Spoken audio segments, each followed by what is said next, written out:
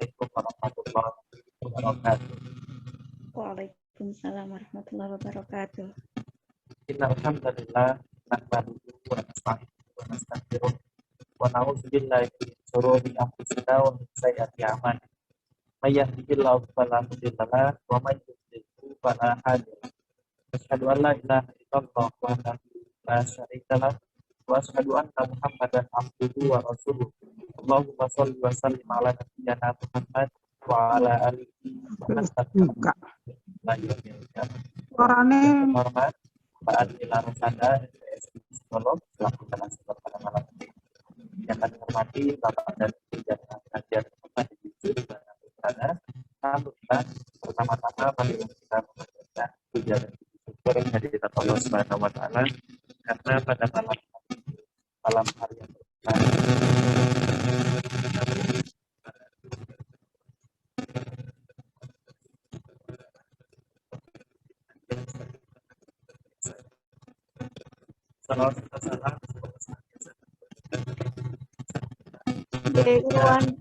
Irwan monitor, maaf Irwan, suaranya kerasak-kerasak, mungkin headsetnya nggak dipakai dulu mungkin ya, Dek?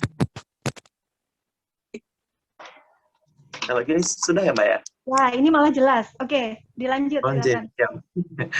Baik, Bapak dan Ibu jamaah pengajian dimanapun berada, alhamdulillah pada malam hari ini kita dapat bersama-sama bergabung kembali pada Zoom. Zoom insya Allah membawa kebaikan dan manfaat untuk kita semua, karena kita dapat mengikuti pengajian sebagaimana biasanya.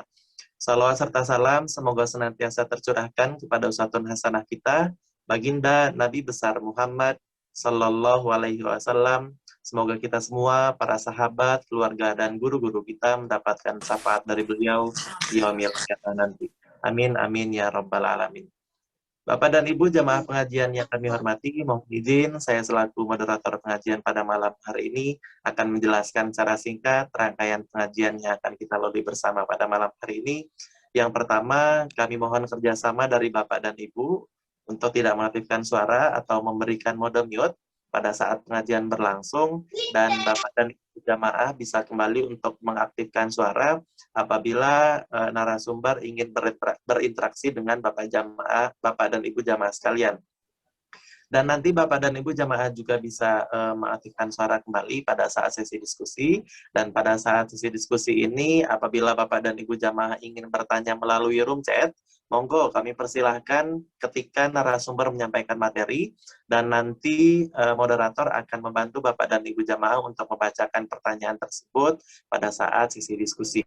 Adapun rangkaian pengajian kita pada malam hari ini tentu kita awali dengan pembukaan, kemudian sambutan, dilanjutkan dengan pemberian materi dari narasumber, dilanjutkan dengan diskusi, dan yang terakhir yaitu penutup. Baik Bapak dan Ibu jamaah pengajian yang dirahmati Allah, acara yang pertama yaitu pembukaan. Marilah acara pengajian Muhammadiyah Wisu pada malam hari ini kita buka dengan bersama-sama melafazkan basmalah. Bismillahirrahmanirrahim. Selanjutnya sambutan, mohon berkenan Bapak Satria Abdi untuk memberikan sambutan dalam pengajian pada malam hari ini. Kepada beliau dengan segala hormat disilahkan. Oke. Terima kasih Mas Irwan. Oke. Bismillahirrahmanirrahim. Assalamualaikum warahmatullahi wabarakatuh. Waalaikumsalam warahmatullahi wabarakatuh. Hamdan wa syukurillah, la hawla wa la quwata illa billah. Ashhadu an la ilaha illallah wahdahu la syarikalah, wa ashhadu anna Muhammadan abduhu wa rasuluh, la nabiyya ba'dah. Allahumma salli wa sallim wa barik ala nabiyil karim, khatamil anbiya wal mursalin. Ibu Bapak yang kami muliakan, para jamaah pengajian pesantren COVID seri ke-306. Ya. Alhamdulillah ini adalah malam yang ke-306. Ya. Kita melaksanakan pengajian pesantren COVID. Ya. Dan alhamdulillah di malam yang ke-306 ini kita kedatangan yang sangat mulia Ibu Admila Rosada atas kesediaannya untuk berbagi ilmu di majelis kita yang juga mulia ini. kita pahami bersama bahwa Allah menciptakan setiap makhluk itu dalam keadaan berpasang-pasangan. Ada laki-laki, ada perempuan, ada siang, ada malam, ada langit, bumi, ada penerimaan. Ya. Di sisi yang lain juga akan ada yang kehilangan. Nah, kefanaan manusia, kefanaan makhluk ya, sebagai ciptaan adalah kodrat yang tidak bisa kita lupakan. Ya.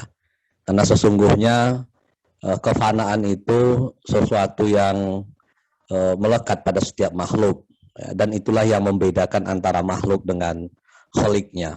Nah, bagaimana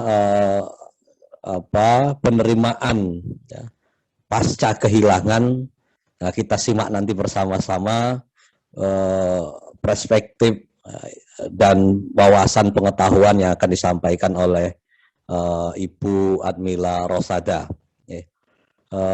Terima kasih sekali lagi kami aturkan kepada Bu Admila dan kepada Ibu Bapak sekalian yang hadir dan selalu meramaikan majelis ilmu kita di setiap malam yang dimuliakan oleh Allah ini. Mungkin itu yang bisa kami aturkan sebagai kata sambutan dari pengelola. Mudah-mudahan apa yang kita lakukan pada malam hari ini adalah bagian dari upaya kita untuk selalu meningkatkan keimanan dan ketakwaan kita. Nasrun minallah wa fathun qarib wa basiril mu'minin. Wassalamualaikum warahmatullahi wabarakatuh. Saya kembalikan ke Mas Irwan. Terima kasih kami aturkan kepada Bapak Satriadi yang telah memberikan sambutan dalam pengajian pada malam hari ini. Baik, kami ucapkan selamat bergabung bagi Bapak dan Ibu jamaah yang baru saja bergabung dari berbagai daerah. Sekali lagi kami mengajak kerjasama dari Bapak dan Ibu untuk tidak mematikan suara, dan Bapak dan Ibu jamaah bisa bertanya melalui room chat tanpa menunggu sesi diskusi nanti. Dan nanti moderator akan membantu Bapak dan Ibu jamaah untuk membacakan pertanyaan yang ada di room chat. Baik, Bapak dan Ibu jamaah pengajian yang dirahmati Allah, marilah sejenak kita ikuti bersama pengajian dengan tema membangun penerimaan selepas kehilangan yang akan disampaikan oleh beliau. Nama beken beliau, nama terkenal beliau ini Mbak Mila. Jadi nanti Bapak dan Ibu jamaah bisa memanggil beliau Mbak Mila, beliau psikolog klinis, dan di layar sudah ada penjelasan bahwa beliau itu sebagai apa. Dan di sini beliau bukan hanya menjelaskan terkait dengan teori, tapi mohon izin deh Mbak Mila, nanti beliau juga nanti akan sharing pengalaman karena beliau juga baru beberapa bulan ini mengalami kehilangan seperti itu. Jadi nanti silakan Bapak dan Ibu jamaah silakan bertanya dari pengalaman beliau, dari sudut psikolog klinis beliau juga. Baik Bapak dan Ibu jamaah pengajian yang dirahmati Allah, marilah kita itu bersama pengajian yang akan disampaikan oleh beliau yang terhormat, Mbak Admila Rosada, MPSI Psikolog. Pada beliau disilahkan.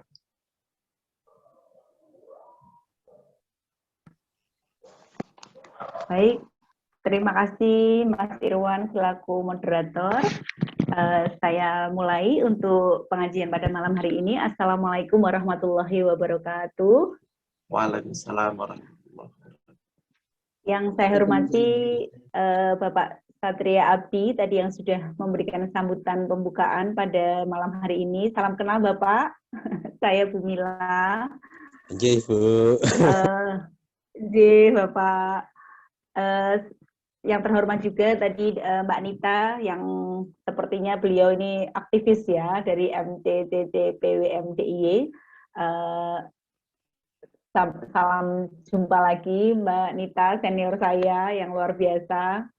Yang saya kasihi ini ya, sahabat lama Mas Irwan, yang terima kasih atas kesempatan malam hari ini karena terkoneksi kembali ya kita ya sebagai rekan sejawat seperti itu.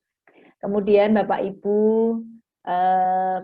yang hadir pada pengajian malam hari ini ada 44 partisipan yang dari seluruh penjuru Nusantara. Alhamdulillah kita bisa silaturahim malam ini ya Bapak Ibu. Saya senang sekali atas kesempatan pada malam hari ini karena bisa silaturahim dan tolabul ilmi pada malam hari ini, pengajian begitu ya kalau judul acara ini.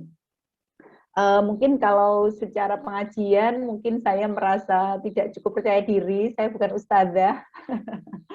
Lebih tepatnya mungkin malam ini lebih berbagi gitu ya, sharing atau kemudian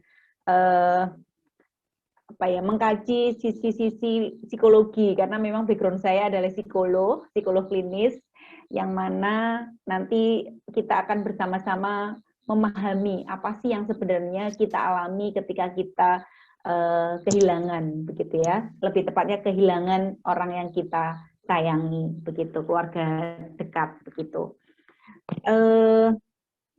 Pertama-tama mungkin kita perlu kembali lagi ya, tadi sudah disampaikan Mas Irwan juga, berucap syukur, alhamdulillah karena kita bisa bersama-sama berkumpul secara online di room Zoom ini dalam keadaan sehat. Mungkin beberapa Bapak Ibu ada yang seperti Mbak Nita tadi ya, masih dalam masa isolasi mandiri gitu ya, atau mungkin juga kita dipertemukan, qadarullah dipertemukan di room ini juga mungkin karena satu tema, satu situasi yang serupa gitu ya, seperti tadi yang disampaikan Mas Irwan bahwa betul Bapak Ibu, saya 6 bulan yang lalu ya, sekitar 6 bulan yang lalu, tepatnya tanggal 25 Januari 2021, ibu saya berpulang karena terpapar virus corona, begitu. Nah, itu nanti yang akan banyak saya refleksikan, saya bagi di forum ini.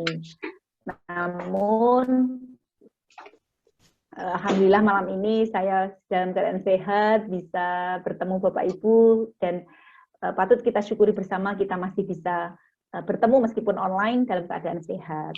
Shalawat serta salam kita panjatkan kepada junjungan kita Nabi besar Muhammad SAW, yang kita nanti syafaatnya hingga nanti yaumil akhir. Selanjutnya saya sangat mengapresiasi acara ini. Tadi seperti yang disampaikan Bapak Satria bahwa ini adalah malam ke-306 gitu ya, luar biasa, hampir 1 tahun berarti kegiatan ini berlangsung. Sebagaimana namanya, ini adalah pesantren COVID gitu ya, yang mana ini sebuah inisiasi, saya melihatnya ini sebuah inisiasi merespon situasi pandemi ini supaya kita senantiasa tetap berdaya, kemudian adaptif dengan situasi-situasi yang sebenarnya tidak kita inginkan, namun kita tetap bagaimana tetap adaptif begitu ya. Saya sangat apresiasi sekali inisiasi acara ini, dan alhamdulillah saya bisa tergabung di malam ke-306 ini begitu ya, dan ini adalah hari Jumat. Semoga apa yang nanti kita niatkan, tholabul ilmi ini diridhoi Allah, dan kita bisa sama-sama belajar ya, Bapak Ibu, begitu. Nah, mohon izin saya mau share screen sebentar.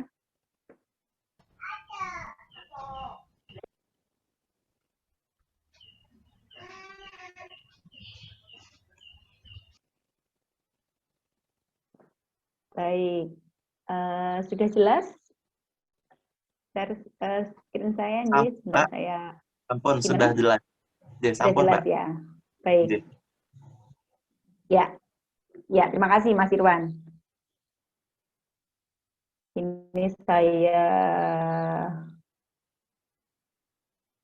slideshow dulu.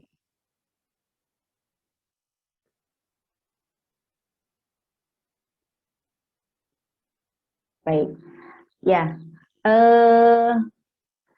Bapak Ibu, sebelum saya memulai apa yang ingin saya sharing, betul sekali tadi yang disampaikan Mas Irwan ya, saya berharap ini nanti kita interaktif, dan saya mengajak Bapak Ibu yang hadir pada malam hari ini untuk ikut merefleksikan gitu ya. Mungkin beberapa atau sebagian dari Bapak Ibu sekalian ada yang juga baru saja kehilangan gitu ya, terutama di dalam situasi pandemi ini, atau kehilangan karena COVID begitu. Nah, nanti saya mengajak kepada Bapak Ibu untuk juga menyelami ruang hati, menyelami ruang rasa masing-masing di dalam memproses makna-makna tentang kehilangan begitu, supaya nanti dan nanti mohon berkenan untuk berbagi gitu ya, boleh di kolom chat maupun nanti ketika saya berikan waktu boleh berbagi atas pemanaan selama mengikuti sesi ini, supaya nanti saya juga bisa belajar, karena saya pun masih dalam proses belajar menuju yang namanya keikhlasan, begitu. Nah, kemarin ketika Mas Irwan menghubungi saya untuk berbagi di sesi ini, kemudian kita menyepakati untuk mengambil tema ini gitu ya, Bapak Ibu. Kami menyepakati bahwa tema ini cukup kontekstual disampaikan pada saat ini, belakangan ini gitu ya, karena kita tahu bersama bahwa banyak di antara keluarga kita yang kemudian dipanggil oleh Allah berpulang lebih dulu karena COVID begitu, sehingga ini cukup kontekstual, cukup harapannya cukup bermanfaat bagi kita begitu nggih. Namun saya perlu menyampaikan disclaimer lebih dulu gitu ya. Mungkin nanti ketika saya menyampaikan apa yang ingin saya bagi di dalam slide demi slide, mungkin nanti ada tarikan emosi yang masih cukup saya rasakan, mohon maaf gitu ya. Kemarin saya sampaikan ke Mas Iwan, Mas, masa narasumbernya nanti mewek gimana Mas, gitu ya. Tapi insya Allah nanti apa yang saya akan sampaikan akan saya bawa ke konteks atau apa namanya ranah psikologi, sebagaimana background saya sebagai psikolog, begitu Bapak Ibu. Nah kemudian nanti sekali lagi saya mengharapkan feedback kemudian interaktif dari Bapak Ibu supaya kita bisa sama-sama belajar. Gitu nggih, mungkin disclaimer dari saya sebelum kita masuk ke materi utama. Jadi tajuk dari acara pengajian pada malam hari ini Bapak Ibu yaitu membangun penerimaan selepas kehilangan. Jadi di sini ada kata penerimaan gitu ya atau acceptance, bagaimana kita kalau bicara variabel psikologinya itu acceptance gitu ya, penerimaan. Jadi bagaimana sih kita mencapai sebuah penerimaan setelah kita kehilangan, yang mana kehilangan di sini kita kontekskan dengan kehilangan orang yang kita cintai di masa pandemi ini, begitu. Nah, sekilas ini perkenalan tentang saya ya. Saya tinggal di Jogja, Bapak Ibu. Tapi saya aslinya Tulungagung, Jawa Timur. Saat sudah 21 tahun di Yogyakarta sejak tahun 2000 kuliah, kemudian kecantol orang Jogja dan kemudian berkeluarga di Yogyakarta. Saat ini saya praktek di klinik Prasanti di Umbul Harjo, Kota Jogja, dan kemudian juga aktif untuk mengisi atau memberikan materi-materi parenting dan pendidikan karena concern saya adalah berkaitan dengan pendidikan, khususnya pendidikan anak berkebutuhan khusus, karena saya lama berkarya di Sekolah Tumbuh Yogyakarta selama 14 tahun. Concern saya di dunia pendidikan inklusi khususnya dan juga tentang pendampingan keluarga, begitu. Di atas semua kiprah saya di dunia psikologi, saya adalah seorang ibu, seorang istri di keluarga kecil kami dengan 3 orang anak, 2 sudah remaja dan 1 masih anak usia dini, begitu. Sehingga proses apa yang saya bagi di forum-forum itu juga sebenarnya tidak lepas dari peran saya di dalam keluarga. Begitu Bapak Ibu yang saya hormati, mungkin selayang pandang tentang saya, begitu. Kita langsung saja masuk ke materi kita pada malam hari ini, yaitu berkaitan dengan bagaimana kita membangun sebuah penerimaan, acceptance setelah kita kehilangan orang yang kita sayangi, orang yang kita cintai. Baik itu orang tua kita, mungkin saudara kandung kita, atau pasangan kita, anak kita, begitu ya. Nah, sebelum masuk bagaimana saya memaknai sebuah kehilangan, kemudian sampai menuju ke yang namanya penerimaan ya, Bapak Ibu, Ayah Bunda, saya ingin sharing dulu gitu ya. Sharing ini harapannya bisa memberikan background atau latar belakang bagaimana sih seseorang itu berdinamika dengan perasaannya berkaitan dengan kehilangan. mohon izin saya menceritakan singkat gitu ya, secara terbatas tentang bagaimana saya melewati masa-masa kehilangan ibu saya gitu. Jadi posisi ibu saya itu kan di Tulungagung di Jawa Timur. Beliau tinggal bersama adik bungsu saya. Jadi saya itu 6 bersaudara, semua di luar kota kecuali adik yang paling bungsu. Jadi ibu tinggal bersama adik paling bungsu beserta istrinya gitu.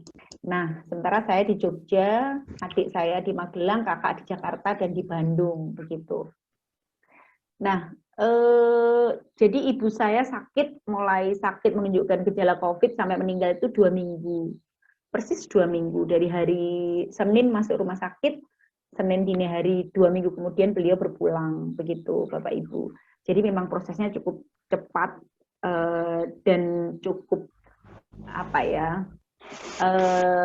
roller coaster lah secara emosi bagi kami gitu. Jadi yang ingin saya sampaikan di sini, bagaimana kita perlu bersiap gitu ya sebenarnya. Jadi mungkin Bapak Ibu sudah sering mendengar ya, sebenarnya yang paling pasti dari semua keadaan adalah kematian ya. Tidak ada yang pasti selain kematian, karena mati itu adalah kepastian gitu ya. Tetapi ternyata ketika kita dihadapkan dengan kepastian itu sendiri, bahwa ada tanda-tanda atau ada arah kita akan menghadapi kematian orang yang kita cintai, ternyata itu tidak mudah gitu ya Bapak Ibu.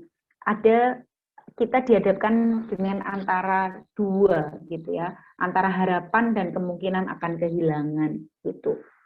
Yang mana seringkali kita menolak gitu ya, misalnya ada yang bilang, apa aku sudah mau mati ya, kok rasanya seperti ini, nggak boleh bilang kayak gitu. Kita seringkali segera menolak gitu ya. Dulu suami saya juga pernah bilang gitu, beliau pernah beli buku gitu tentang menyiapkan kematian gitu. Saya marah gitu, kenapa harus beli kayak gitu, jangan ngomongin mati kayak gitu. Sementara suami saya, ya kita harus justru menyiapkan kematian gitu. Sebenarnya saya takut gitu ngomongin kematian kayak gitu. Nah itu yang perlu kita clarify juga di dalam hati kita gitu ya. Bagaimana sebenarnya keberanian kita dalam menghadapi kematian, atau kalau dalam tema ini adalah bagaimana kita bersiap untuk menghadapi kehilangan gitu. Jadi Bapak Ibu, 2 minggu sebelum ibu saya berpulang itu saya full di Tulungagung. Saya pulang pada waktu itu adik saya ngabari ibu sakit dan kemudian sudah masuk rumah sakit dengan kondisi ciri-ciri mengarah ke COVID seperti itu. Dan pada waktu masuk rumah sakit malam hari, paginya baru dilakukan swab PCR seperti itu. Nah, waktu pagi diambil swab itu, saya dan adik saya pulang ke Tulungagung dengan sebuah energi kenekatan gitu ya. Jadi kami nyetir sendiri, bawa mobil sendiri, perempuan-perempuan berdua, dan kami nggak pernah biasanya disetiri para suami kami masing-masing gitu ya, tapi karena ini kondisi yang darurat gitu ya, akhirnya kami pulang nyetir sendiri gitu lewat tol kayak itu, dan alhamdulillah lancar. Dan 2 minggu itu kami full di Tulungagung begitu. Nah itu yang yang saya rasakan adalah itu, antara harapan ibu nanti sembuh, namun ada juga arah kemungkinan akan kehilangan. Terutama 2 hari terakhir ketika dokter menceritakan kondisi ibu yang semakin prognosisnya buruk seperti itu. Nah itu yang pertama, itu yang perlu kita sadari gitu ya Bapak Ibu, bagaimana sebenarnya kita menaruh harapan akan kesembuhan, dan bagaimana kita juga perlu bersiap dengan kehilangan begitu. Itu nano rasanya, nano banget rasanya, luar biasa gitu ya. Apalagi ditambah kalau yang saya rasakan adalah saya seorang ibu dengan 3 anak dengan suami di Jogja gitu ya, sehingga peran saya peran saya sebagai istri dan ibu itu saya letakkan dulu. Saya mengukuhkan, membesarkan peran saya sebagai anak. Gitu. Itu juga tidak mudah, gitu ya. Belum lagi peran saya sebagai psikolog, yang ada beberapa klien-klien saya yang harus saya tunda dalam 2 minggu itu gitu. Jadi itu juga sebuah dinamika yang perlu dipahami di dalam diri kita sendiri gitu. Nah, kemudian hal yang juga cukup tidak sederhana adalah kehilangan ini di masa pandemi, Bapak Ibu. Ini adalah satu kompleksitas yang tidak mudah begitu. Kenapa? Karena kita itu merasakan emosi-emosi negatif ya. Ketika ibu masuk rumah sakit, ketika dokter memutuskan untuk ibu masuk ICU dengan diberi ventilator seperti itu perasaannya pasti sedih, bingung, kemudian cemas gitu ya. Tetapi rasa itu tadi yang negatif itu, rasanya tidak boleh hadir gitu. Rasanya tidak diizinkan. Kenapa? Karena ini pandemi, kita harus selalu bahagia dan senang supaya imunnya tetap kuat. Nah, itu yang juga situasi yang tidak mudah, Bapak Ibu. Kemudian imun kita turun, kita jadi terpapar gitu ya, sehingga harus nyeneng-nyenengin, tetap banyak, harus seneng-senengin, tetap ketawa, tetap senyum, cari video-video lucu, nonton film gitu. Tapi tidak dalam hati kita rasanya remuk redam gitu. Ini adalah rasa yang tidak diizinkan gitu, Bapak Ibu. Itu yang perlu kita sadari juga di dalam dinamika kita gitu. Mungkin Bapak Ibu saat ini ada yang sedang menunggu keluarganya, kerabat dekatnya gitu ya, yang sedang ada di rumah sakit, yang sedang isolasi, mungkin itu juga ada dinamika seperti itu. Nah, itu perlu saya mengajak Bapak Ibu yang sedang dalam situasi saat ini itu seperti itu, boleh dirasakan perasaannya itu ya, sedih tapi harus bahagia. Nah, gimana itu? Tidak mudah pastinya ya Bapak Ibu, seperti itu. Nah, yang ketiga adalah tentang it's really hard gitu ya. Itu yang satu dan kedua yang saya tuliskan di layar ini adalah berkaitan dengan sebelum ibu saya berpulang. Nah, setelah ibu saya berpulang tanggal 25 Januari 2021 dini hari jam 12:30 dini hari itu perawat di ICU menyampaikan kata innalillahi, yang sabar ya Mbak, yang sabar ya Mas. Itu tuh di depan saya dan adik saya yang bungsu gitu. Satu perasaan yang saya bisa definisikan adalah it's really hard ya, Bapak Ibu. Jadi saya itu kan sudah menikah 10 tahun. Jadi saya sejak menikah kan sudah ikut suami ya, berjauhan saya 16 tahun yang lalu begitu menikah saya ikut suami, sehingga kalau ketemu ibu juga mungkin setahun 3 kali gitu pulang, tapi sering juga telepon, berkomunikasi gitu ya. Nah, saya kira kehilangan orang tua ketika kita sudah berkeluarga, sudah punya anak, sudah senior gitu ya, senior ini saya kira tidak berat gitu ya. Saya kira ini ringan, itu mudah gitu ya. Tapi nyatanya sama sekali tidak, Bapak Ibu. Nyatanya it's very really hard. Ini sangat-sangat berat kehilangan orang tua, terutama dengan cara COVID. Gitu ya. Saya lama sekali bisa menerima, kenapa harus dengan cara seperti ini? Kenapa harus dengan cara COVID gitu? Oke, kematian ya, tahu lah ya, banyak ayat-ayat yang sering kita dengar bahwa setiap jiwa pasti mati, Allah kematian itu pasti gitu. Tidak selalu yang tua yang meninggal, tidak harus sakit berkepanjangan, kita tahu itu. Tapi lama sekali saya bisa akhirnya menerima bahwa kenapa harus dengan cara COVID gitu. Ini sungguh-sungguh berat Bapak Ibu. Jadi dua hal yang menurut saya berat. Yang pertama cara meninggalnya ibu saya, dan yang kedua ternyata meskipun saya sudah berkeluarga gitu ya, ternyata juga tetap berat untuk kehilangan orang tua kita. Itu mungkin Bapak Ibu yang bisa saya sharing sebagai background supaya Bapak Ibu nanti bisa lebih smooth gitu ya mengikuti di slide-slide berikutnya. begitu. Jadi itu pengalaman tentang kehilangan ibu saya. Ibu saya berpulang di usia 69 tahun, hampir 70 tahun, dan beliau meninggalkan 6 anak dan cucunya 13, begitu. Nah, mungkin saat ini kita bisa sejenak berdoa ya Bapak Ibu. Mungkin di antara Bapak Ibu sekalian ada yang baru saja juga kehilangan orang yang kita cintai. Mari kita sejenak berdoa orang yang kita sayangi, yang lebih dulu berpulang. Semoga Allah mengampuni dosa-dosa beliau, menerima semua amal-amal beliau, dan menempatkan beliau di surganya. Monggo kita bisa mengirimkan Al-Fatihah sejenak di dalam hati kita masing-masing sambil membayangkan wajah beliau. Al-Fatihah.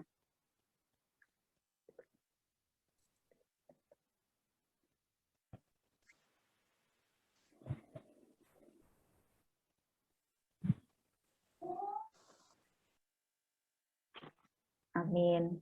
Matur nuwun. Baik, selanjutnya saya akan mengupas, kita akan masuk lebih dalam lagi tentang bagaimana sih kita menuju yang namanya tadi sesuai judul pengajian kita malam ini, yaitu membangun penerimaan. Nah, dari katanya membangun gitu ya Bapak Ibu, membangun itu kan sesuatu yang disengaja, sesuatu ada usahanya, ada ikhtiarnya, ada effortnya untuk menuju ke yang namanya penerimaan, gitu nggih. Jadi itu bukan sesuatu yang dibiarkan kemudian nanti lama-lama nanti juga bisa nerima sendiri kok kehilangan itu gitu. Tidak, tetapi itu ada sesuatu yang diupayakan, sesuatu yang ada usahanya lebih dulu, baru kita mencapai yang namanya acceptance di sisi kanan ini, yang namanya penerimaan. Nah, ini saya akan coba kupas berkaitan dengan bagaimana kita berdinamika dengan rasa dan makna kita berkaitan dengan kehilangan, ini dengan sebuah teori gitu ya dari psikologi, yaitu stage of grief cycle dari Kubler-Ross gitu ya, yang mana ini adalah basa Jawane gitu ya, ini adalah tahap-tahap kesedihan gitu ya Bapak Ibu. Kesedihan. Jadi sebenarnya stage of grief cycle ini bisa dikontekskan dalam kesedihan banyak apapun gitu ya, kesedihan dalam kehidupan apapun gitu ya. Tetapi mari kita kontekskan kesedihan ini berkaitan dengan kehilangan orang yang kita sayangi di masa pandemi gitu. Nah, Bapak Ibu, di layar ini tampak bagaimana yang normal functioning atau kehidupan normal kita gitu ya. Awalnya kita punya kehidupan yang baik-baik saja, normal gitu ya. Lalu kemudian datanglah pandemi, pasti kita juga bergejolak, ada adaptasi emosi gitu ya. Ditambah lagi dengan situasi di mana kita harus kehilangan orang yang kita sayangi gitu. Nah, sebenarnya Bapak Ibu, apa yang kita alami berkaitan dengan emosi, kesedihan, kemudian sangat merasa kehilangan, itu adalah gejolak emosi yang wajar, gitu ya. Wajar saja merasa sedih, merasa kehilangan ketika orang yang kita sayangi atau kerabat dekat kita meninggal. Itu adalah alamiah, ya wajar, gitu. Nah, yang kemudian menjadi tidak wajar adalah ketika prosesnya berlarut-larut gitu ya, berkepanjangan, berlarut-larut, bahkan menimbulkan dampak-dampak yang menjadikan individu itu terdampak secara mental maupun fisiknya begitu. Meskipun kita tahu bahwa ada orang-orang yang adaptasinya cepat, ada yang lama gitu ya. Setiap orang punya dinamikanya masing-masing, tergantung siapa yang meninggal, bagaimana kedekatan kita dengan orang yang meninggal tersebut, begitu. Ada yang mampu berproses sendiri, ada yang harus dengan bantuan orang lain atau bahkan bantuan ahli. Dalam hal ini harus ke dokter, harus ke psikolog atau ke psikiater, begitu ya. Nah, bermacam-macam dinamikanya.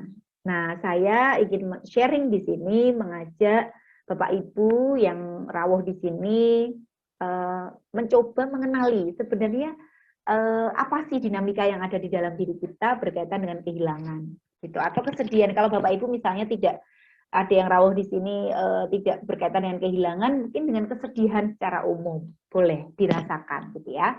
Bapak Ibu saya ajak untuk meniti ruang rasanya masing-masing di dalam hati masing-masing gitu. Jadi Bapak Ibu,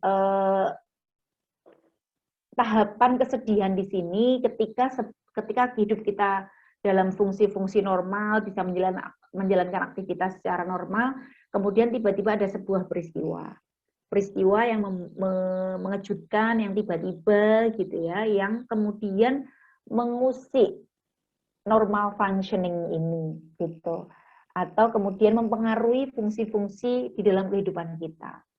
Nah, reaksi pertama yang biasanya muncul di dalam diri kita itu adalah shock and denial, gitu ya. Ada penolakan, kaget dan menolak, gitu ya. Kok gini sih, gitu? Kenapa sih, gitu? Kenapa harus aku, gitu? Saya pernah sharing sama seorang teman, gitu ya, teman yang terpapar positif COVID. Kenapa harus aku, gitu? Jadi kayak bingung, marah, gitu ya. Pengen lari dari kondisi ini, pengen nggak mau dapat virus ini, kayak gitu. Nah, kalau yang saya alami adalah saya lebih banyak ke blaming. Jadi yang terakhir ini yang Bapak Ibu ya, blame itu menyalahkan. Jadi ketika 2 hari sebelum ibu saya berpulang, kondisinya semakin memburuk, harus di ICU dengan ventilator, dengan alat-alat yang lengkap begitu ya, dan ibu saya semakin jarang bisa berkomunikasi via video call gitu ya. Itu saya menyalahkan diri saya. Gitu. Kenapa kemarin nggak diambil langkah ini gitu ya? Pada waktu itu ada kemungkinan langkah untuk dimasukkan ke bangsal yang boleh ditunggui keluarga, tapi keluarga itu 1 orang dan boleh masuk tapi nggak boleh keluar gitu.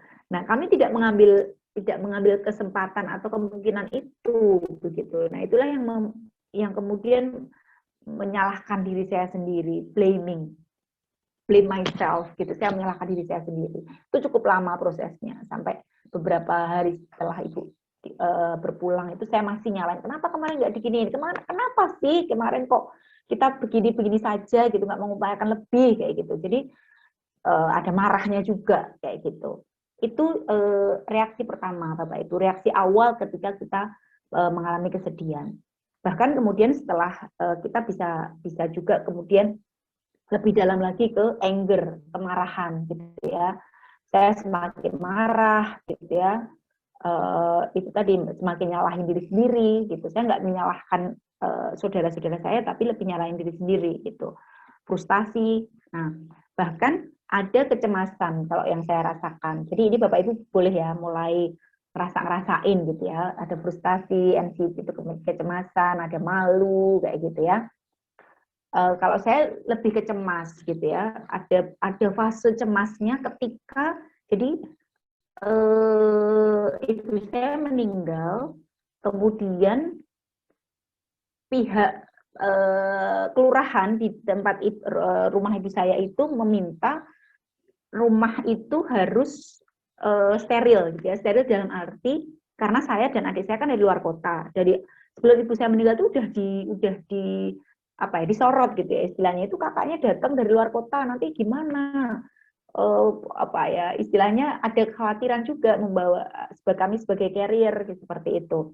Dan qadarullah adik ipar saya juga positif gitu, sehingga tapi OTG gitu, karena ketika ibu saya positif, adik saya kandung dan istrinya itu di tracing, dan yang adik saya negatif, adik ipar saya positif, sehingga adik saya ipar ini harus diminta isolasi di Rusunawa. Sementara posisi dia hamil. Nah, suaminya nggak mau dong, masa istrinya hamil disuruh di Rusunawa. Intinya hal seperti ini juga semakin membuat frustasi gitu ya. Kita di satu sisi harus mikir orang tua kita di ICU, di satu sisi kita harus tetap prokes, harus memikirkan teknis bagaimana kita jaga jarak kayak gitu. Luar biasa Bapak Ibu. Itu di situ banyak sekali dinamika yang terjadi secara rasa di ruang rasa seperti itu. Bahkan ketika ibu saya berpulang, kami harus segera balik ke kota kami masing-masing gitu ya, karena rumah itu harus benar-benar segera disterilkan gitu ya. Akhirnya saya pulang ke Jogja, dijemput suami, dan sepanjang jalan itu nangis, besoknya harus segera pulang gitu ya. Dah sepanjang jalan itu kayak berat sekali gitu. Ditambah lagi sampai di Jogja, saya harus isolasi mandiri gitu ya, harus isolasi mandiri, harus prokes ketat, karena saya kebetulan waktu itu saya swab antigen dan hasilnya negatif, alhamdulillah. Sampai sekarang juga alhamdulillah saya tidak terpapar gitu ya, meskipun waktu itu sempat kontak erat dengan ibu saya dan alhamdulillah tidak terpapar. Tetapi ada kecemasan juga, jangan-jangan saya terpapar, jangan-jangan saya nanti nularin ke anak-anak gitu ya. Ada kecemasan, ada di antara kesedihan yang saya rasakan masih ada hal-hal yang berkaitan dengan ketakutan untuk terpapar atau memaparkan gitu, seperti itu. Jadi inilah kerumitan-kerumitan dan kompleksitas ketika kita kehilangan di masa pandemi, Bapak Ibu, semakin rumit gitu. Lalu dinamika yang lebih dalam lagi berkaitan dengan depresi, ini ya lebih dalam lagi gitu ya. Yang mana seperti yang saya sampaikan tadi, bahwa proses di masing-masing kita itu kedalamannya, kecepatannya, kemudian masa bagaimana kemudian segera beralih ke tahap selanjutnya itu berbeda-beda. Gitu ya, tergantung bagaimana lagi-lagi kita memaknai. Makanya di sini saya menjuduli slide ini dengan dinamika rasa dan makna. Setiap kita punya maknanya masing-masing, gitu ya Bapak Ibu, sehingga bagaimana kita melewati setiap tahapan di dalam grief cycle ini itu kita berbeda-beda tahapannya, gitu. Ada yang lama sekali di denial, ada yang lama sekali di depresi, gitu ya. Ada yang cepat bergulir dan sudah bisa segera acceptance, bisa menerima, gitu. Nah, di tahap yang paling bawah di depresi ini itu juga semakin tak berdaya, semakin marahnya semakin dalam, blamingnya semakin dalam, gitu ya. Nah, kalau saya memaknai di depresi ini sempat 1 minggu pasca kehilangan ibu saya, gitu ya. Saya masih menyesali, saya masih jadi lebih ke menyesal dan mempertanyakan, why harus dengan cara kayak gini ya Allah, kayak gitu. Itu yang cukup lama gitu ya. Nah, qadarullah Allah mengizinkan saya untuk bertemu dengan sebuah ayat gitu ya. Nah, saya sudah masuk ke yang dialog and bargaining ini gitu ya. Sudah mulai ada keinginan untuk bangkit, keinginan untuk mendapatkan makna yang lebih adaptif gitu ya berkaitan dengan kehilangan ini gitu. Saya cerita ke suami, kalau nangis gitu ya, nangis ya dipeluk suami, didengarkan, kalau mungkin saya copingnya kadang nulis gitu ya, kadang saya share di Instagram gitu ya tentang kehilangan gitu, itu cukup menjadikan coping buat saya gitu. Nah, qadarullah suatu sore saya tuh ngaji gitu ya, menjelang maghrib gitu ya, sambil nunggu adzan maghrib saya tuh ngaji, Bapak Ibu. Dan qadarullah Allah mempertemukan pas ngaji saya itu kok berkaitan dengan kematian.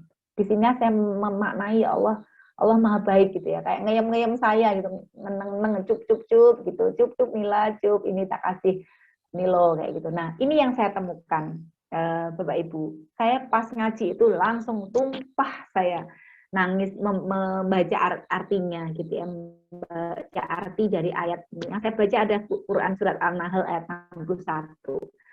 Jadi saya kan ngaji gitu, terus baca artinya gitu, dan kalimat ini yang saya paling bawah ini loh Bapak Ibu, yang kemudian saya nangis, ya Allah ternyata ini ya jawabanmu kayak gitu. Jadi di surat An-Nahl ayat 61 ini dijelaskan, saya langsung saja di kalimat yang saya sangat dapat maknanya, yaitu apabila telah tiba waktunya yang ditentukan bagi mereka, tidaklah mereka dapat mengundurkannya barang sesaat pun dan tidak pula mendahulukannya. Itu Bapak Ibu, itu yang menurut saya sangat-sangat oh ini ya gitu. Jadi saya sangat memaknai ini jawaban Allah kayak gitu. Karena yang menjadi rasa yang paling saya rasakan adalah kena kayak tadi tuh nyesel gitu. Kok sama blaming gitu. Kenapa kemarin nggak tak giniin ibuku gitu, andai kayak gitu. Jadi andai kemarin dimasukin bangsal di yang boleh keluarga masuk, pasti ibu seneng ada temennya, iso tak dulang, iso tak seka, bisa tak blonyo kayak gitu. Pasti ibu lebih senang, pasti kondisinya nggak drop kayak gitu. Maaf. Jadi seolah-olah andai saya itu pasti berbuah ibu akan masih hidup kayak gitu. Tapi ayat ini kemudian menjawab gitu ya, bahwa ketika Allah berkehendak yaitu menangguhkan mereka sampai waktu yang ditentukan, bahwa kita itu tidak bisa mengundurkannya barang sesaat pun atau mendahulukannya. Detik itu, Senin 25 Januari 2021, jam 00.30 adalah waktu ibu saya berpulang dan dipanggil oleh Allah. Begitu. Ini yang kemudian saya balik lagi ke dinamika ini yang kemudian muncul dialog dan bergaining di dalam diri saya bahwa oh ya, memang ini sudah saatnya gitu. Saya sebagai manusia tidak bisa memajukan, mengundurkan dengan segala upaya yang kemarin rasanya belum saya lakukan gitu. Sehingga saya kemudian bisa melihat usaha-usaha yang sudah kami lakukan secara optimal yang lainnya gitu. Jadi tidak berfokus lagi pada usaha yang belum kami lakukan, yang rasanya itu mungkin bisa memperpanjang usia ibu saya, tapi saya kemudian mengapresiasi, melihat kembali, bersyukur karena sudah bisa mengupayakan usaha-usaha yang sudah kami lakukan. Kami mengusahakan donor konvalesen, kemudian mengupayakan konsultasi dokter setiap hari, dan qadarullah kami kenal dengan dokter itu karena dokter itu temannya adik saya, sehingga bisa konsultasi dengan mudah. Kemudian nutrisi-nutrisi bisa kita kirimkan masuk ke ibu, seperti itu ya. Jadi kita melihat sisi yang sudah kita lakukan dibanding menyesali apa yang kemarin rasanya belum sempat dilakukan. Begitu. Jadi ada proses bergainingnya di situ, Bapak Ibu. Nah, setelah proses beberapa waktu, kemudian pelan-pelan saya sampai sekarang setelah 6 bulan berjalan tidak serta-merta ya, tidak kemudian bulat menyampaikan saya sudah menerima gitu, tidak gitu ya. Tetapi saya merasa saya merasa sudah lebih mampu atau dalam proses belajar menerima.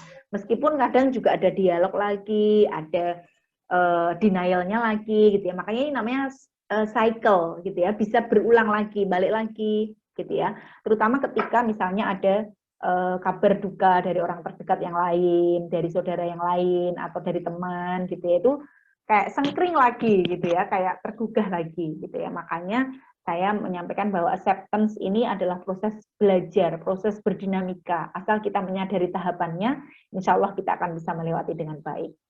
Gitu mungkin Bapak Ibu berkaitan dengan dinamika rasa, nanti kita bisa sharing lebih banyak di sini. Ini yang surat tadi. Nah, Bapak Ibu, saya ingin membungkus materi pada malam ini dengan berkaitan dengan memaknai kehilangan gitu ya. Bapak Ibu, setiap orang itu punya kedalaman proses kehilangannya masing-masing gitu ya. Saya saudara kandung, jadi saya itu 6 bersaudara, tetapi kakak saya yang nomor 3 sudah meninggal lebih dulu tahun 2007, jadi kami tinggal berlima gitu ya, 3 laki-laki dan 2 perempuan. Dan saya percaya masing-masing kami berlima punya dinamika kedalaman proses kehilangannya masing-masing gitu ya.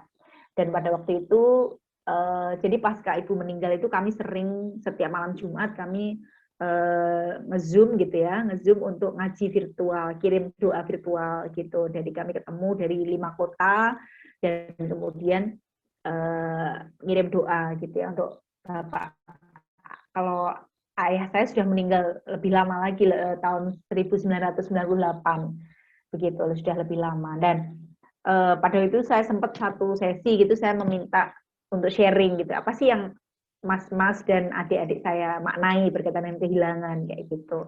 Terus ya pada dasar psikolog gitu ya, apa-apa dibikin jeru kayak gitu. Tapi saya ingin dengar gitu ya. Tapi ternyata setelah diberi ruang untuk bercerita cukup dalam juga proses saudara-saudara saya, dan ternyata itu juga releasing ya, apa yang rasanya kemarin tidak keluar di forum itu setelah ayo cerita yuk apa sih yang dimaknai berkaitan dengan kehilangan Ibu E kayak gitu. Itu ada kesadaran-kesadaran yang muncul, oh yang tak rasain ternyata ini, kayak gitu ya. Jadi kita perlu mengakui dan memberi ruang, ya Bapak Ibu, mengakui dan memberi ruang pada rasa di mana kita kehilangan tersebut, gitu. Penting sekali untuk memberi ruang atas rasa-rasa yang kita rasakan berkaitan dengan kehilangan, gitu. Lalu yang kedua, butuh waktu pastinya ya, butuh waktu.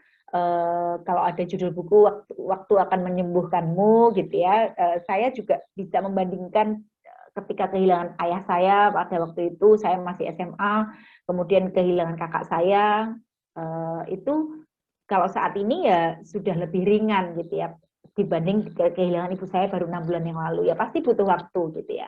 Tetapi Bapak Ibu, di atas waktu yang kita butuhkan untuk berdamai atau menerima kehilangan itu, seperti yang saya sampaikan di depan tadi, ada proses ikhtiarnya. Membangun penerimaan. Membangun itu kan disengaja, diikhtiarkan. Bukan, ya aku menerima. Gitu. Enggak ya, itu ada prosesnya. Ada kata kerjanya, ya, ada aktifnya.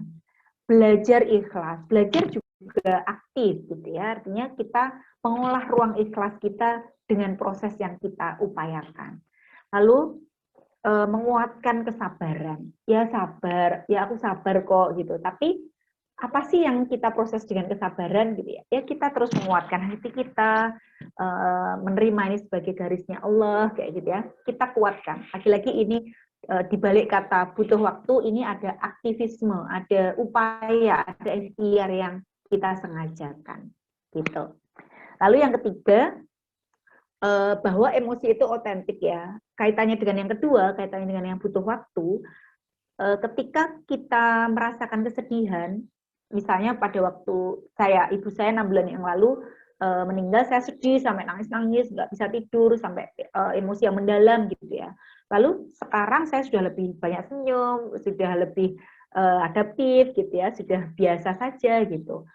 Mungkin ada yang dulu nangis-nangis buat apa kalau kayak gitu, atau ada juga yang komentar ketika kita nangis sesenggukan ketika baru saja kehilangan orang tua kita, wes lah nggak usah nangis, besok juga ini ikhlas kayak gitu, besok juga biasa aja kayak gitu. Kita tidak bisa menafikan atau menganggap ringan begitu saja yang namanya emosi ya Bapak Ibu. Emosi itu otentik kalau menurut saya. Jadi kita perlu merasakan apa yang harus dirasakan. Gitu. Kalau sekarang dalam situasi yang baru saja terjadi kita sedih, ya sedihlah gitu. Tidak apa-apa. Kalau kemudian kita nantinya bisa menerima dan kemudian bisa senang, bisa sudah survive, bisa ada, ya itulah emosi yang kemudian kita olah gitu. Jadi emosi itu otentik gitu. Saya jadi ingat kemarin saya melihat postingan seorang teman yang juga kehilangan ayahnya karena COVID gitu ya. Dia cerita di postingan itu bahwa dia tidak bisa menangis saat ayahnya meninggal. Sekitar 7 bulan yang lalu ayahnya meninggal, dia nggak bisa nangis, jadi cuma berambangi lah istilahnya begitu. Tapi beberapa hari yang lalu ketika Pak D-nya meninggal, dia bisa nangis tumpah dan mengingat kembali emosi-emosi ketika ayahnya meninggal. Nah, ini bukti bahwa emosi itu otentik gitu. Kalau dulu nggak bisa nangis, ya emosinya seperti itu gitu. Kalau sekarang justru nangisnya sekarang, ya emosinya seperti itu gitu. Itu sekali lagi bahwa kita boleh merasakan apa yang memang harus dirasakan gitu. Lalu yang keempat, memilih makna yang adaptif ya Bapak Ibu. Tadi ini sudah saya singgung gitu ya, berkaitan setelah saya bacaan Nahl ayat 61 tadi, saya berfokus pada apa yang sudah saya upayakan kepada ibu saya, dan saya memilih makna yang adaptif. Jadi setiap kita punya pilihan loh Bapak Ibu, memaknai seperti apa, mau memaknai yang adaptif atau yang tidak adaptif gitu. Nah, kalau tadi saya cerita berkaitan dengan apa penyesalan saya berkaitan dengan upaya yang rasanya kurang untuk ibu saya. Nah, sekarang setelah berjalan 6 bulan berpulangnya ibu saya berfokus pada apa yang bisa saya lakukan daripada meratapi kesedihan atas kehilangan ibu saya. Gitu. Satu hal yang ingin saya bagi di sini adalah berkaitan dengan gini, Bapak Ibu mungkin sering mendengar ya berkaitan dengan amal yang tidak putus ya Bapak Ibu. Ada 3 amal yang tidak putus, yaitu amal ilmu, kemudian anak soleh solehah, dan juga amal jariah gitu ya. Itu yang tidak putus gitu. Nah, pada poin amal yang tidak putus anak soleh solehah, di sini saya sangat memaknai dan kemudian bersyukur, dan kemudian saya merasa kehilangan ini kemudian bisa adaptif dengan kehilangan ini gitu. Jadi seperti yang saya ceritakan tadi, pasca ibu saya meninggal, saya dan keempat saudara saya, kami berlima kemudian sering ngaji virtual gitu ya, kami ketemu via Zoom atau Google Meet, ngaji, kirim doa gitu ya. Dan saya melihat kegiatan ini adalah bukti bahwa kami adalah anak yang soleh-solehah gitu ya. Bukan kami menyombongkan diri atau sombong jadi anak soleh-solehah gitu, enggak. Tetapi lebih pada saya bersyukur gitu ya, Bapak Ibu saya mendidik kami seperti ini sehingga kami mau dan berkomitmen untuk selalu mendoakan beliau berdua gitu ya, selalu mendoakan Bapak Ibu kami, yang mana kita tahu bahwa itulah amalan yang tidak putus untuk beliau, mendoakan setiap selesai sholat setiap hari itu, sehingga itu sangat menenangkan saya terutama kayak gitu ya, ketika saya ingat ya Allah, iya ya, orang tua kami itu sangat baik kayak gitu, sehingga bisa mendidik kami sehingga kami mau mendoakan beliau berdua gitu. Lalu itu Bapak Ibu, jadi bagi Bapak Ibu yang baru saja kehilangan, kita bisa berfokus pada apa yang bisa kita lakukan. Dalam hal ini mendoakan, kemudian melanjutkan cita-cita beliau, mungkin kalau misalnya ingin bersedekah juga boleh diatasnamakan beliau, menyambung silaturahim dengan orang-orang yang sahabat-sahabat beliau, kayak gitu ya. Banyak amalan-amalan untuk orang tua kita atau orang-orang yang saudara-saudara kita, pasangan kita mungkin, yang bisa kita lakukan pasca beliau sudah meninggal, gitu ya. Banyak amalan-amalan, nanti Bapak Ibu pasti bisa mencari informasi itu, gitu ya. Dan mungkin sudah verso. Sehingga kalau kita fokus pada apa yang bisa kita lakukan, maka kita lebih adaptif daripada terus meratapi kepergian beliau, gitu. Nah, yang terakhir berkaitan dengan berlatih sadar untuk menilik ruang rasa. Apa yang tadi di depan saya mengajak Bapak Ibu untuk sadar gitu ya, apa sih yang dirasakan, apa sih yang dimaknai gitu ya. Terus terang begini Bapak Ibu, pasca ibu saya meninggal itu jadi sensitif gitu ya, dengan berita-berita kematian, berita ada innalillahi di masjid misalnya gitu, woro-woro gitu, wah meninggal siapa ini, COVID bukan gitu, jadi apa ya, sensitif begitu. Kemudian saya kebetulan kan juga tergabung di psikolog Kagama, telekonseling Kagama gitu ya. Itu juga ketika masuk di grup itu ada yang kemudian sharing berkaitan dengan kondisi kesehatannya karena beliau isolasi mandiri gitu ya. Itu juga gitu. Saya sadar itu deg-degannya gitu. Saya tanya, "Dok, saya ada gejala ini. Atau ada yang tanya, ibu saya di ICU dengan gini gimana dok gitu. Saya di situ sebagai psikolog, tapi di situ ada dokter gitu di grup itu spot jantungnya tuh terasa gitu, deg-degannya gitu ya, keringat dinginnya gitu, itu masih kebawa Bapak Ibu. Nah, itulah penting, maka kita perlu yang namanya berlatih sadar untuk menilik ruang rasa. Bahkan respon-respon fisik kita juga perlu kita sadari. Supaya apa? Supaya kita bisa mengontrol respon kita ketika ada situasi-situasi yang masih bertema tentang kehilangan dan tentang COVID ini. gitu ya, supaya kita bisa ngontrol diri kita, fisik kita, pikiran kita, dan juga perilaku kita. Gitu, berkaitan dengan memaknai kehilangan, Bapak Ibu, terakhir yang ingin saya sampaikan, jadi tadi yang dari slide awal sampai slide terakhir ini adalah tentang kita, bagaimana kalau kita kehilangan, gitu ya. Maka next, apa sih yang bisa kita lakukan jika kita menghadapi orang lain yang kehilangan? Jadi saya ulang, ketika kita memahami dan mampu memaknai kehilangan dengan lebih adaptif, maka harapannya kita mampu melakukan sesuatu yang empatik untuk orang lain yang juga menghadapi kehilangan. Ya Bapak Ibu, penting sekali, sangat dibutuhkan bagi orang yang baru kehilangan adalah sikap-sikap empatik, gitu. Mungkin kalau umumnya gitu ya, kalau ada yang baru kehilangan gitu, sabar yo, gitu ya, sing kuat yo, kayak gitu, atau semoga husnul khotimah, inna lillahi derek bila sungkowo ya, kayak gitu. Nah, apakah itu cukup Bapak Ibu? Apa sih yang sebenarnya orang itu butuhkan, gitu ya, ketika baru saja menghadapi kehilangan? Nah, Bapak Ibu, ini sekilas saja saya menyampaikan pentingnya pertolongan pertama bagi orang-orang yang baru saja mengalami kehilangan. Jadi kalau pertolongan pertama pada kecelakaan P3K itu kan ada obat merah, ada betadine, ada Revanol ya gitu ya, ada plester. Nah, kalau di dalam situasi kehilangan itu kan yang terluka adalah hatinya gitu ya, psikisnya gitu ya. Maka kita bisa melakukan yang namanya look, listening gitu, atau melihat, mendengar, dan menghubungkan gitu ya Bapak Ibu. Ini sekilas saya sampaikan. Jadi ketika misalnya ada saudara kita, teman kita yang menghadapi kehilangan dan rasanya butuh sesuatu, apalagi di kondisi pandemi ini ya Bapak Ibu, kita tidak bisa serta-merta hadir, misalnya dia yang meninggal adalah positif COVID, dia keluarga dekat yang baru kontak erat, maka kita tidak serta-merta bisa hadir. Maka apa yang kita bisa berikan, gitu ya? Apakah cukup ucapan innalillahi atau apa, atau kirim makanan, atau kirim karangan bunga atau apa, gitu.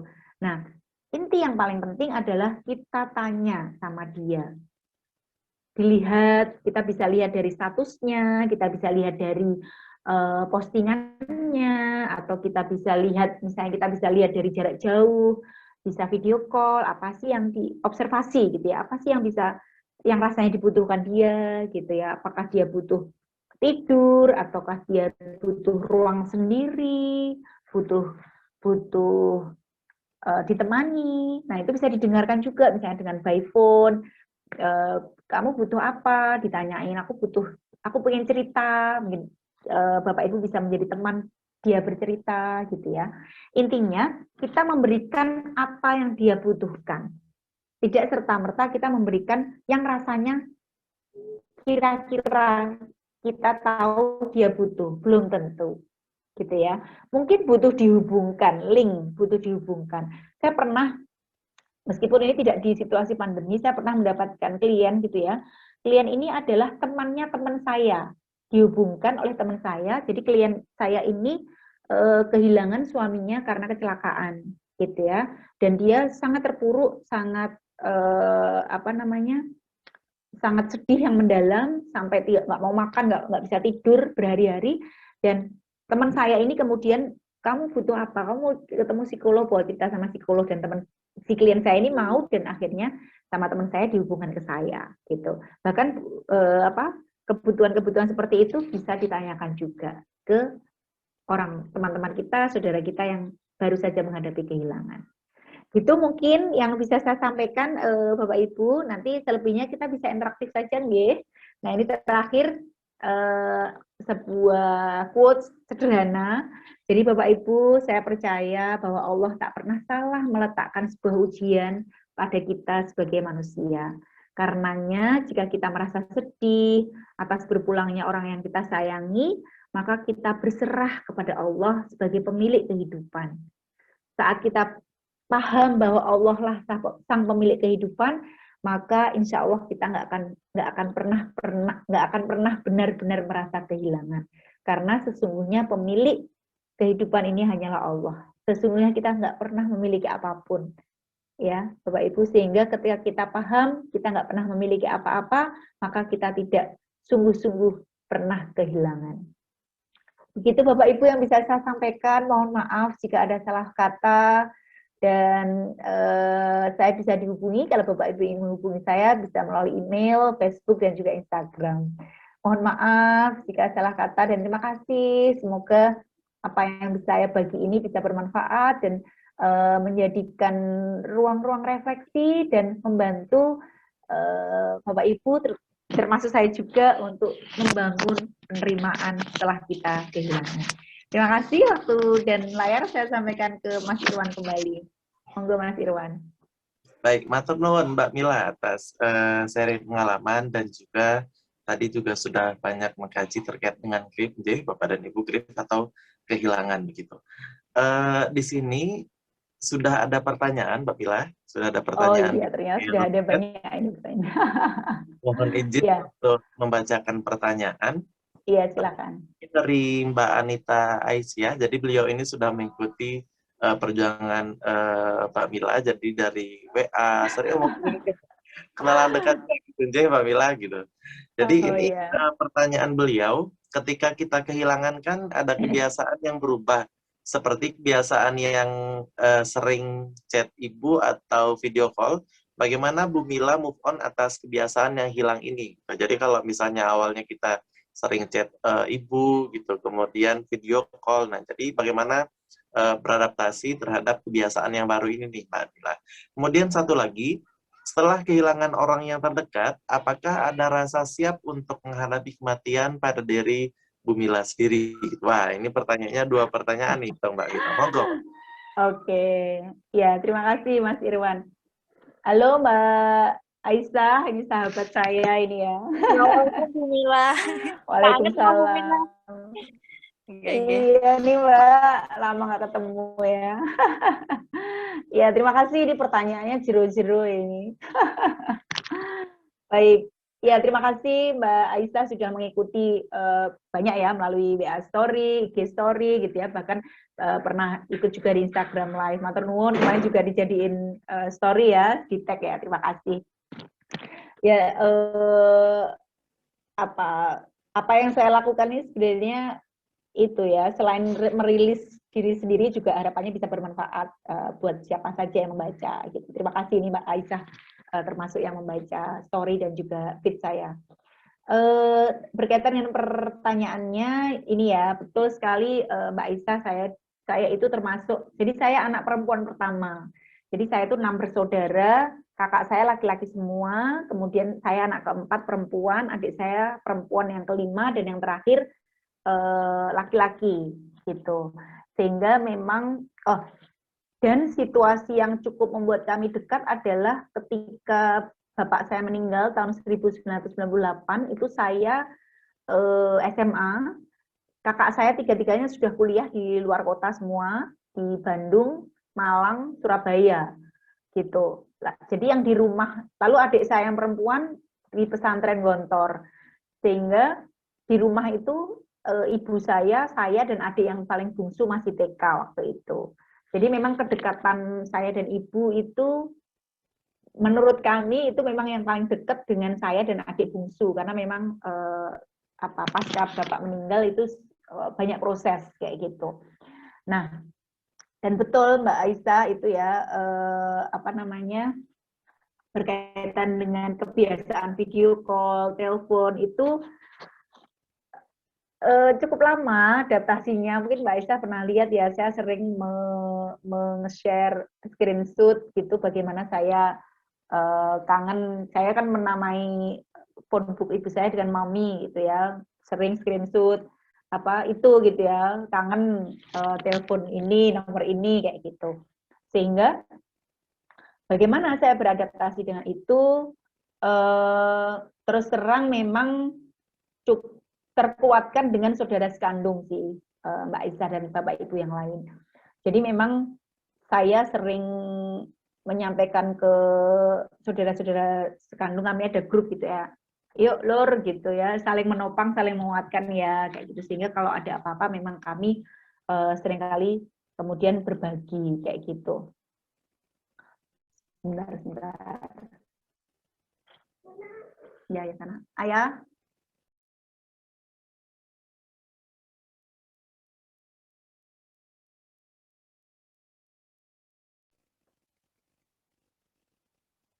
Maaf, ada intermezzo sebentar, anaknya tiba-tiba nongol.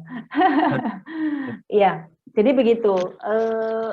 Peran ini sih Mbak Aisyah dan Bapak Ibu yang lain, peran keluarga inti ini sangat penting bagi saya gitu ya. Bagaimana kita kemudian menghadapi kehilangan ini bersama-sama gitu. Jadi ngaji virtual itu sangat-sangat membantu kami ini rasa kangen ke ibu kayak gitu, seperti itu Mbak Aisyah. Jadi memang peran keluarga inti yang mendukung bagaimana kami rilis rindu kayak gitu, dan kemudian kami saling telepon dan kami semakin dekat gitu ya, meskipun kami berada di 5 kota yang berbeda gitu, dan kami kemudian saling telepon dan kami semakin dekat gitu, meskipun ada fase di mana kok dulu kita nggak ngaji virtual, misalnya kirim doa buat Abae ya ketika masih ada Ibu kayak gitu. Jadi guyon-guyon kayak gitu itu ya saat inilah gitu. Kok terus sekarang kita jadi semakin dekat seperti ini. Nah, kami dekat gitu ya, tapi ini semakin dekat lagi kayak gitu. Lalu pertanyaan yang kedua dari Mbak Aisyah ini cukup berat ini sebenarnya. Ya Mbak, berat ini Mbak pertanyaannya. Udah berat ini Mas Irwan. Gimana Mas Irwan bisa bantu nggak ini jawabnya ini? Ada rasa siap untuk menghadapi kematian pada diri sendiri gitu ya, diri saya sendiri. Terus terang belum Mbak Ita. Terus terang belum gitu. Bahkan untuk menghadapi kehilangan yang lain pun belum siap pada keluarga inti kayak gitu. Apalagi kehilangan atau kematian diri sendiri kayak gitu, belum siap terus terang gitu ya. Kalau ditanyakan tentang rasa siap, belum siap kayak gitu. Kalau kesiapannya lebih itu tadi, lebih kepada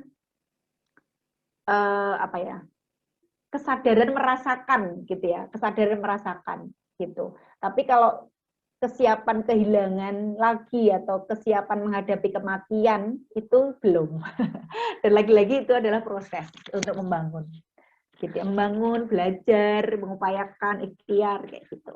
Dan kaitannya dengan latihan sadar tidak apa-apa. Jadi apapun rasanya itu boleh gitu ya, dalam konteks rasa yang positif maupun yang negatif. Kalau rasa siap untuk menghadapi kematian itu rasanya itu ideal, positif gitu ya, kita tidak lantas harus menuju ke situ langsung gitu, Mbak Aisyah dan teman-teman, Bapak Ibu yang lain. Kita boleh sadar dan mengakui rasa bahwa saya belum siap gitu. Itu kondisinya lebih baik daripada menolak bahwa aku nggak mau ngerasain kehilangan lagi kayak gitu. Jadi gini, nggak siap kehilangan sama siap kehilangan lagi kayak gitu ya. Nggak siap kehilangan lagi sama siap kehilangan lagi. Kita nggak harus langsung menuju ke siap kehilangan lagi, tidak. Atau kita juga tidak aku nggak siap kehilangan lagi, nggak gitu. Tapi kita boleh bilang kok, aku sadar bahwa aku saat ini belum siap kehilangan lagi, gitu. Jadi ada proses penyadaran di dalam diri kita bahwa kita memang belum siap dan mengakui itu, gitu. Itu jauh lebih baik daripada kita deny bahwa aku nggak mau kehilangan lagi, kayak gitu. Itu mungkin Mbak Aisyah dan Mas Irwan dan Bapak Ibu yang lain, semoga cukup jelas. Baik Mbak Mila, matur nuwun. Ini ada pertanyaan, ini bukan berbentuk pertanyaan Mbak Mila, tapi berbentuk statement atau sebuah pernyataan gitu. Dan sepertinya ini bisa dikaitkan dengan Mbak Mila tadi menjelaskan ada 5 bersaudara, gitu. Jadi mungkin bisa dikaitkan dengan posisi berlima bersaudara. Pernyataan yang pertama, siapakah yang merasa kehilangan itu? Yang merasa kehilangan adalah mereka yang memiliki. Semakin besar rasa kepemilikan, maka akan semakin besar juga rasa kehilangan. Secara psikologis, apakah kita punya hak memiliki? Bagaimana memaknai syukur, sabar, dan ikhlas secara psikologis? Jadi kalau misalnya terkait dengan kehilangan ini, mungkin juga bisa dikaitkan dengan tadi Mbak Mila, 5 bersaudara. Benar nggak sih kita harus dekat dulu baru kehilangan atau pripun, Mbak Mila? Oke, iya. Terima kasih dari Pak Hari ya, berkaitan dengan statement siapa yang merasa kehilangan itu. Yang merasa kehilangan adalah mereka yang memiliki. Ya, terima kasih Pak Hari. Ini saya juga belajar ya dari statement-statement ini. Betul sekali, dan tadi sudah sedikit saya singgung di quote slide terakhir saya gitu ya. Ketika kita menyerahkan semuanya kepada Allah sebagai sang pemilik kehidupan, maka sebenarnya kita itu tidak sepenuhnya punya kayak gitu. Kita tuh tidak sepenuhnya memiliki gitu. Bahkan diri kita sendiri itu juga bukan milik kita gitu. Kita itu miliknya Allah kayak gitu. Sehingga betul yang disampaikan Pak Hari gitu ya, bahwa kita itu akan merasa kehilangan kalau kita merasa memiliki gitu. Dan betul, semakin besar rasa kepemilikan kita, maka akan semakin besar rasa kehilangan kita. Nah, lalu ada pertanyaan secara psikologis, apakah kita punya hak memiliki? Bagaimana memaknai syukur, sabar, ikhlas secara psikologis gitu. Yang dimaksud Mas Irwan gimana tadi kaitan saya sama 5 bersaudara? Ini kan terkait dengan kehilangan nih, Mbak. Jadi kalau di sini kan siapakah yang merasa kehilangan? Yang merasa kehilangan adalah mereka yang memiliki. Semakin besar rasa kepemilikan, maka akan semakin besar juga rasa kehilangan. Dari kelima saudaranya Mbak Mila, bisa dikaitin nggak, Mbak? Misalnya yang paling merasa kehilangan itu yang paling dekat atau seperti apa, malah begitu, Mbak? Oke, ya. Jadi ya seperti yang saya sampaikan sih Mas Irwan dan Bapak Ibu yang lain, masing-masing kami punya dinamikanya masing-masing ya, punya kedalaman pemaknaannya masing-masing tentang kehilangan ini kayak gitu. Kalau ya saya tidak bisa mengklaim gitu ya siapa yang paling kehilangan gitu ya. Pastinya kami merasakan kehilangan. Tetapi siapa yang paling dalam, bagaimana memprosesnya ya saya tidak bisa mengklaim gitu ya. Nah, namun kembali lagi seperti statementnya Pak Hari ini ya, yang merasa kehilangan ada yang merasa memiliki, yang mereka yang memiliki begitu. Nah, kalau kita kontekskan di dalam hubungan darah ya antara orang tua dan anak atau anak dan saudara kandung kayak gitu. Konteks kepemilikannya kan ya memang terhubung karena hubungan darah, karena ada kelahiran, ada persaudaraan kayak gitu ya, ada pernikahan gitu ya. Sehingga itu kepemilikan, konsep kepemilikannya dikuatkan atau terbentuk karena memang ikatan pernikahan dan ikatan darah kayak gitu.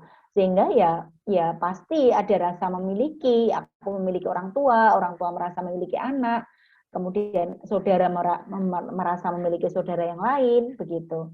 Sehingga memang ketika kemudian anggota keluarga ini ada yang meninggal, ya wajar sekali merasa kehilangan gitu.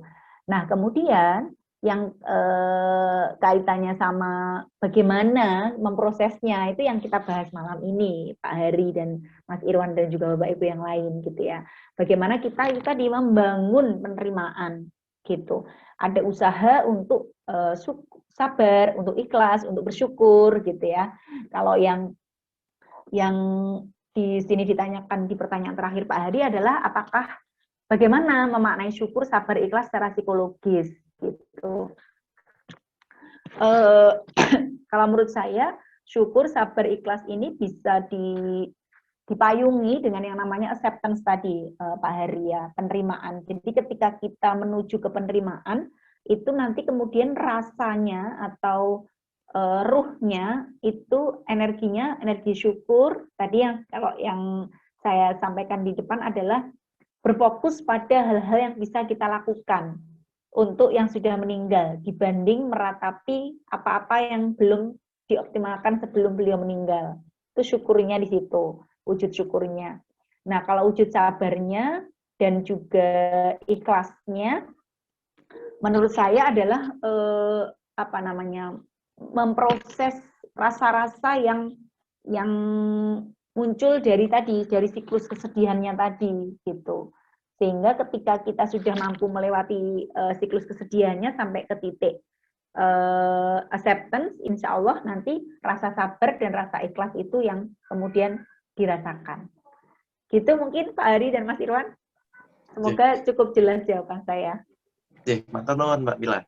Ya. Ternyata diskusinya semakin menarik, Mbak Mila. Karena sekarang Iya nih. 21.07 juga Mbak Mila, sebenarnya sudah agak sudah terlalu malam gitu, Jadi nanti kebetulan di room chat Mbak Mila ada yang meminta kontak. Nanti kalau misalnya ada yang minta kontak ke saya, apakah boleh saya berikan kontak WA-nya Mbak Mila? Boleh, nggak apa-apa. Silakan. Oke. Iya boleh. Iya. Untuk yang terakhir Mbak Mila mohon berkenan untuk memberikan kesimpulan untuk sesi pada malam hari ini, kesimpulan dan juga karena sekarang COVID lagi tinggi-tingginya gitu Mbak Mila, jadi setiap hari kita mendengarkan kabar duka, mungkin Mbak Mila juga bisa untuk memberikan pesan bagi kita semuanya terkait dengan duka gitu. Jadi kalau duka COVID ini bukan hanya orang terdekat saja gitu, melainkan sahabat dan juga keluarga dari sahabat juga, otomatis kita juga mengalami duka gitu. Jadi mohon berkenan untuk memberikan kesimpulan dan juga pesan Mbak Mila. Monggo Mbak Mila, silakan. Oke. Ya. Terima kasih Mas Irwan sebagai moderator yang sangat lihai ini ya, udah pantas nih ya. Jadi sekelas nasional ini Mas Irwan. Baik, Bapak Ibu, tak terasa 1,5 jam kita silaturahim ini ya, bersama-sama kita meniti ke ruang rasa kita masing-masing, memaknai tentang kesedihan, terutama tentang kehilangan gitu ya. Tak terasa sudah 1,5 jam. Terima kasih atas atensi, ada feedback, ada pertanyaan tadi di room chat. Terima kasih sekali, saya sangat bersyukur karena Bapak Ibu memberikan feedback dan juga sampai malam ini masih 45 orang yang hadir di sini, sungguh luar biasa, semangat gitu ya, saya senang sekali.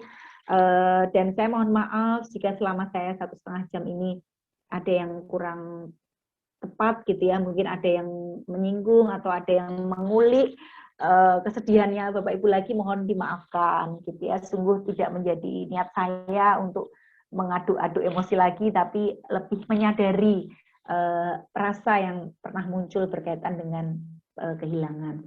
Nah, wrap up atau kesimpulan yang ingin saya sampaikan adalah berkaitan dengan situasi pandemi ini. Betul sekali Mas Irwan dan Bapak Ibu yang lain bahwa situasi ini sedang memuncak lagi, ada PPKM gitu ya, ada yang bilang second wave gitu ya, dan padahal ini sudah 1,5 tahun kita mengalami pandemi gitu. Tapi satu hal yang perlu kita ingat bahwa di atas semua situasi yang tidak nyaman, kita harus di rumah, harus banyak adaptasi yang kita lakukan berkaitan dengan kegiatan-kegiatan kita, dengan karya-karya kita, atau sekolah anak-anak, atau apapun yang rasanya harus adaptasi. Di atas itu semua, mari kita yakini bahwa ini semua adalah biiznillah gitu ya, atas izin Allah, atas kehendak Allah, kayak gitu. Dengan begitu maka kita akan lebih ikhlas dalam menjalani situasi pandemi yang tidak nyaman ini, rasanya tidak nyaman ini gitu. Nah, satu hal yang saya coba lakukan selama ini adalah itu tadi, berfokus pada apa yang kita bisa lakukan, berfokus pada apa yang bisa kita kontrol di dalam diri kita, daripada merutuki hal-hal yang tidak bisa kita kontrol gitu. Maka dengan meyakini bahwa ini adalah biidznillah, atas izin Allah, maka kita akan lebih ringan menjalani ini dan kemudian fokus dengan apa yang bisa kita lakukan gitu. Kalau anak-anak harus sekolah dengan online, kita bisa optimalkan dengan cara apa. Di samping kita juga pastinya pengen segera offline kayak gitu ya. Kalau di dalam bahasa psikologi adalah berfokus di sini dan kini gitu ya, mindfulness gitu ya. Ya sudah, kita fokus di sini. Karena kita tidak pernah tahu apa yang akan terjadi di depan sana dan kita juga tidak bisa kembali dengan apa yang terjadi di belakang kemarin. Jadi maka kita mengapresiasi, menikmati fokus dengan apa yang bisa kita lakukan saat ini, dan itu akan membuat kita lebih sehat secara mental gitu ya, berfokus di sini dan saat ini. Sehingga dengan sehat mental, fisik kita sehat, maka kita akan lebih mampu melewati masa-masa sulit di masa pandemi ini. Teriring doa, semoga Bapak Ibu yang rawuh di sini beserta semua keluarga diparingi sehat selalu, sehat fisik, sehat mental, imunnya terjaga. Bagi Bapak Ibu yang saat ini isoman atau keluarganya ada yang dirawat di rumah sakit, semoga segera diberikan kesembuhan, kepulihan, Allah berikan kekuatan untuk melewati ini semua dengan baik dan bisa pulih semuanya, kita bisa melewati ini dengan baik dan Allah segera mencabut gitu ya, menarik semua virus-virus yang ada di muka bumi ini dan menggantinya dengan kesegaran, kebahagiaan dan juga kesehatan. Itu mungkin yang bisa saya sampaikan. Sekali lagi terima kasih.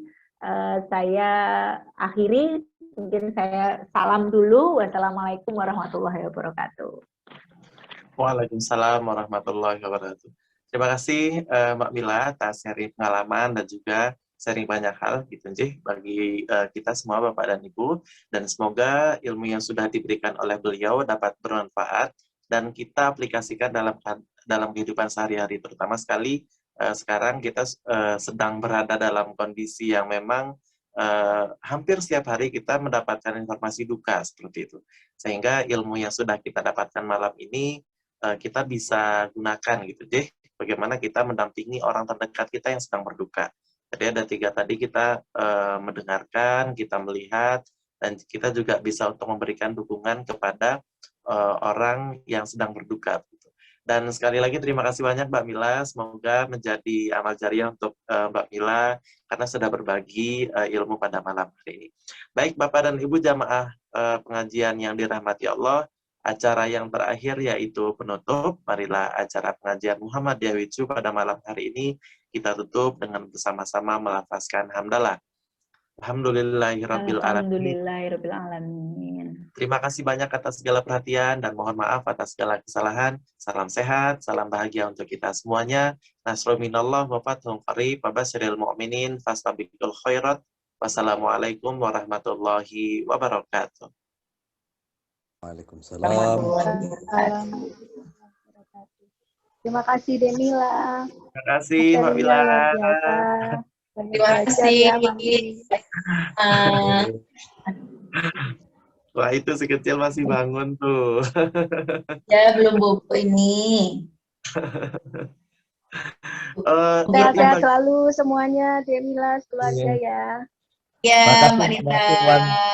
Terima kasih Mbak Mila, matur nuwun. Ya terima kasih. Selamat istirahat. Pak Satria, matur nuwun malam ini. Sama-sama Bu Nita. Bersamai Bu Ria, Pak Satria, matur nuwun. Pak Purwaji.